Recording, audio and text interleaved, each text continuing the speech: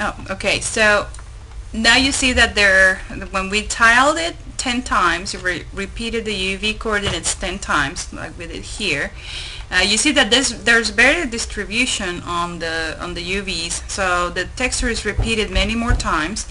And there are a few things that we need to work with here with the cylinder, but the sphere looks pretty decent, and so does the box. Okay, so let's close the hypershade so that we don't have so many things over there.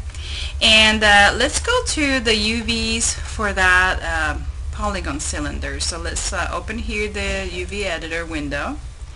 And first of all, so that you don't get a headache, let's turn off the texture over here on that icon on the UV editor. And let's take a look at what happens when we start moving. Let me put it over here. And then let's frame the cylinder over here. Okay, perfect. Okay, so let's see what happens here. Let's go to UV mode. Let me show you what happens if we try to, move things around. Let's say that I, pick that.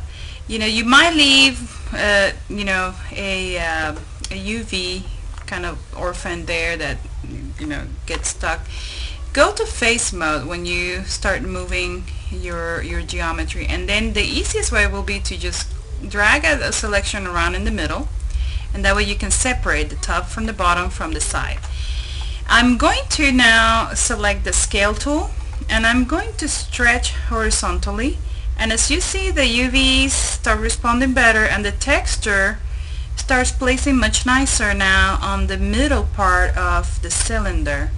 So what I'll do is I'll probably stop right there because it looks fairly good, and I am going to select that once again, and I'm gonna move it, separate this area over here. I'm gonna move this guy over here, and the only reason is not to make a happy face or anything like that, is to get those UVs on that default area placed in a way that we can see them all inside the default area. So there you go. This edge here is inside, this edge is here is inside. The proportions look great. Now I can just go ahead and paint this and paint this. You can always do overlap these two because they're pretty much identical pieces.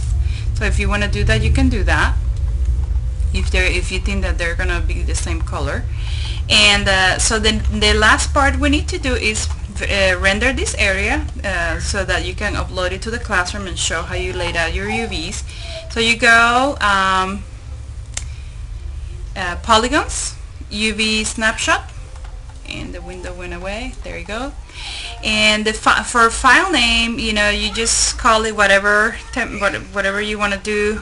This will go to the default project wherever you have set the default, but you can always browse and save it to a location where you would like it to go. Okay. For the size, 512 is okay. So if you want to do it 512, that would be great. And format, you can use JPEG because we don't really need to have transparency information or like too much information there. JPEG creates a little bit of distortion, but it is okay to have it for the UV template. And that's it. You press OK. When you press OK, it will save you a JPEG with the name that you did here, and that's what you will save to the classroom. Okay.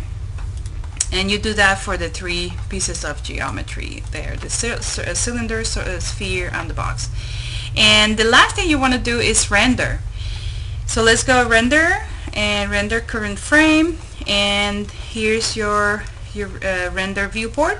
If you did want to notice how the checkers kind of blend a lot with blend too much with the background, you can always select the camera. So go view, select the camera, and change the background color there on the attributes for the camera, and it's under the environment section.